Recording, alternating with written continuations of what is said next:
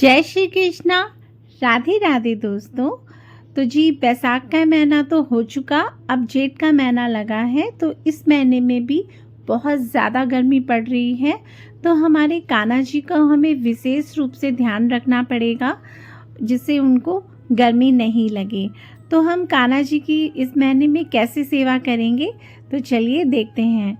तो सबसे पहले तो इस महीने में हमारे प्रभु जी को आपको रोज़ स्नान कराना है, जितना ज़्यादा हो सके उतना स्नान कराना है और पूरे दिन उन्हें जल पिलाते रहना है। जल आप ठंडा पिलाइए, घड़े का पिलाइए तो ज़्यादा अच्छा होगा। और दिन में कम से कम 2 बार उन्हें ज़रूर नहलाइए, स्नान कराइए ठंडे ठंडे पानी से और थोड़ा चंदन डाल के, इत्र डाल के।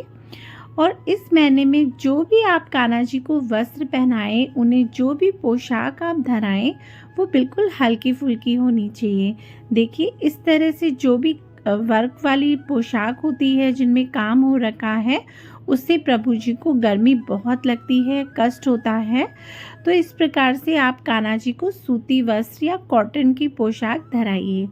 तो मैं ये कुछ ड्रेसें हैं जो लेके आई हूँ कान्हा जी के लिए, जो कि बहुत ही सुंदर है और ये हमारे प्रभु जी धराएंगे तो उन्हें कष्ट नहीं होगा।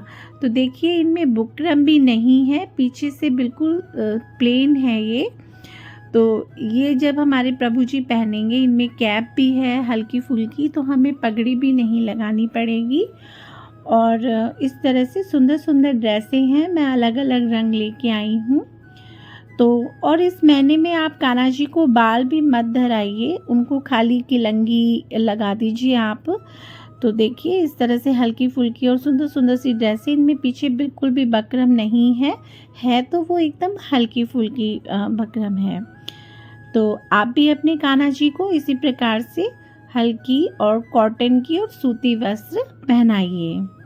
और अब हमें कान्हा जी के पास में फूल बंगला रखना है, फूल बंगले से उनकी श्रृंगार करना है, उनके आसपास फूल बंगला लगा के हम सजा सकते हैं, यही उनका श्रृंगार होगा।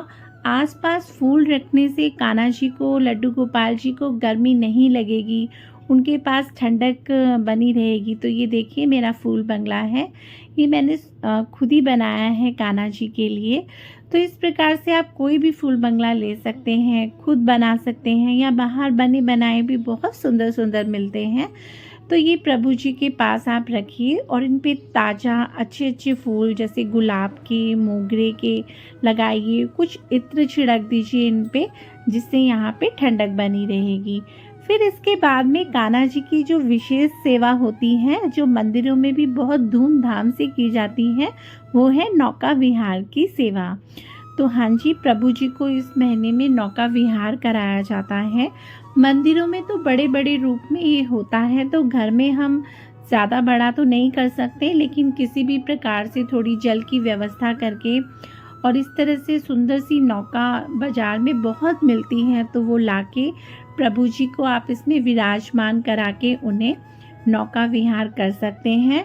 अगर आपको इस तरह से नौका नहीं मिले तो आप घर में भी किसी भी प्रकार की थर्माकोल की या किसी भी प्लेट में रख के या कैसे भी आप बना के उन्हें नौका विहार करा सकते हैं। तो देखिए हमारे प्रभु जी कितने प्रसन्न हो रहे हैं इसमें।